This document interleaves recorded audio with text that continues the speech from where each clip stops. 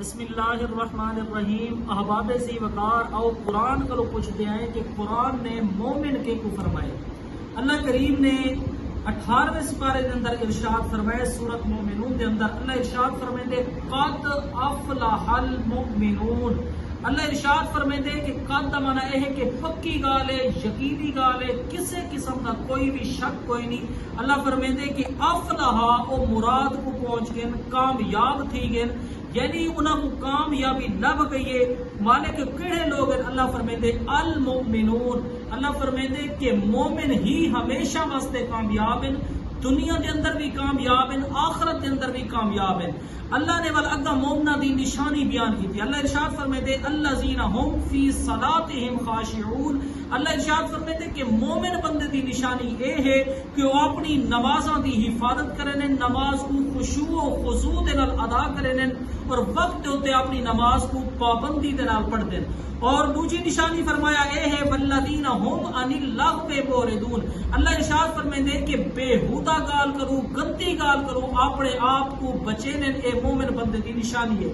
اور تیجا فرمایا والذین هم للزکاۃ فاعلون۔ اللہ ارشاد فرمیندے کہ جس وقت انہاں تے زکات بندی ہوے، زکات دا وقت آوے تو زکات کو ٹائم دے تے ادا کرنے۔ والذین هم لفروجہم حافظون۔ اللہ ارشاد فرمیندے کہ اپنے شرم گاواں دی مومن بندے حفاظت کرنے۔ اور دوسرے مقام تے اللہ ارشاد فرمائے والعصر ان الانسان لفی خسر۔ اللہ ارشاد فرمیندے کہ اے محبوب میں کو تواڈے ساواں دی قسم ہے کہ بے شک سارے انسان گھاٹے دے اندر ہیں۔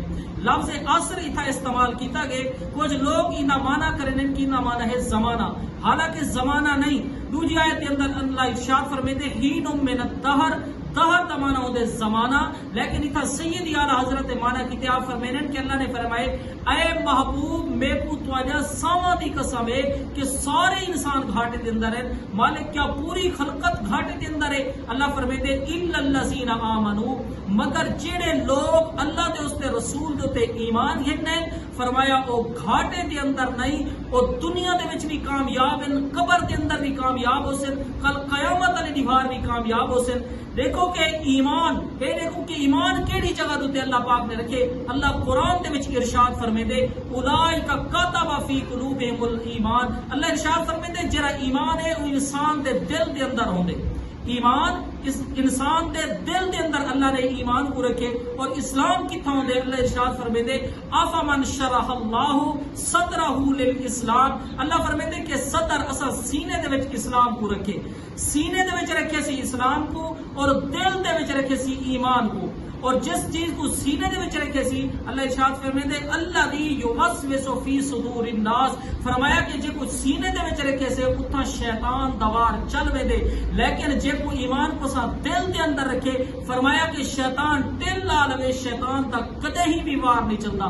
پتہ چلا کہ جرا اللہ دے اس دے رسول دے ہوتے ایمان گھننا ہے، اور ایمان گھننا مردو بعد نمازاں دی پابندی کیتی سی، اپنی شرمگاہ دی حفاظت کیتی سی، زکاتاں دیندا رہ گئے اور بےہودہ گالی کو بچدا رہ گئے۔ اللہ نے او بندے دے بارے اعلان فرمایا اولئک هم الوارثون۔ اللہ فرمیندے انہاں کو اسا وارث بنا چھوڑے سے۔